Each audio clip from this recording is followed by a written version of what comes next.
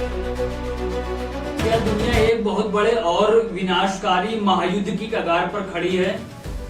क्या नाटो देश मिलकर रूस को तबाह करने की साजिश रच रहे हैं? रूस ने एक ऐसा सनसनीखेज दावा किया है जिसने पूरी दुनिया के होश उड़ा दिए हैं। दोस्तों, आज की इस विशेष रिपोर्ट में हम आपको बताएंगे कि कैसे नाटो देश और यूरोपीय यूनियन मिलकर रूस के खिलाफ एक सीधे और भयानक युद्ध की तैयारी कर रहे हैं। कैसे यूरोप में हथियारों की फैक्ट्रियां दिन रात बारूद उगल रही हैं और कैसे रूस की सीमा पर परमाणु हथियारों की तैनाती का काउंटडाउन शुरू हो चुका है। दोस्तों, आज की इस विशेष रिपोर्ट में अंत तक बने रहिएगा। चलिए शुरू करते हैं। दोस्तों, रूस ने सीधे तौर पर नाटो देशों पर आरोप लगाया है कि वे अब सिर्फ यूक्रेन की मदद नहीं कर रहे बल्कि खुद को रूस के साथ एक सीधे और बड़े युद्ध की तैयारी में जुट गए हैं। यूरोपीय यूनियन इस समय गोला बारूद, बख्तरबंद गाड़ियों और खतरनाक एयर डिफेंस सिस्टम को बनाने के लिए पानी की तरह पैसा बहा रहा है। इतना ही नहीं दोस्तों, अमेरिकी राष्ट्रपति डोनाल्ड ट्रंप के भारी दबाव के बाद नाटो देशों ने साल 2035 तक अपने रक्षा बजट को जीडीपी के 5% तक बढ़ाने का एक बेहद खतरनाक फैसला लिया है।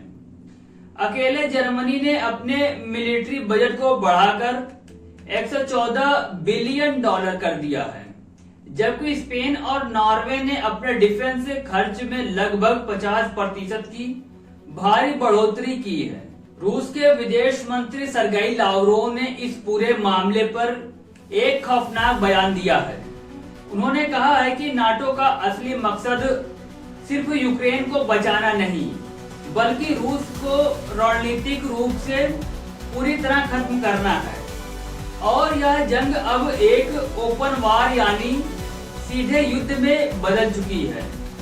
लावरोव के मुताबिक नाटो यूक्रेन का इस्तेमाल सिर्फ एक जियोपॉलिटिकल मोहरे की तरह कर रहा है।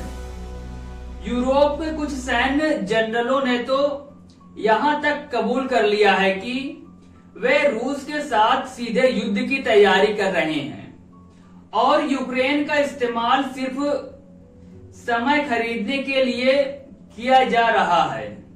खतरा सिर्फ यहीं खत्म नहीं होता है दोस्तों।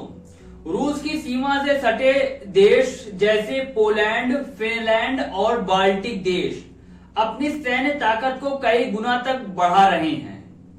सबसे चौंकाने वाली बात यह है कि फिनलैंड ने साल 1987 से अपनी धरती पर परमाणु हथियारों की तैनाती पर लगे प्रतिबंध को पूरी तरह हटा दिया है। यानी अब रूस की सीमा पर सीधे न्यूक्लियर वेपन्स तैनात किए जा सकते हैं। लिथुआनिया भी कुछ ऐसा ही करने पर विचार कर रहा है।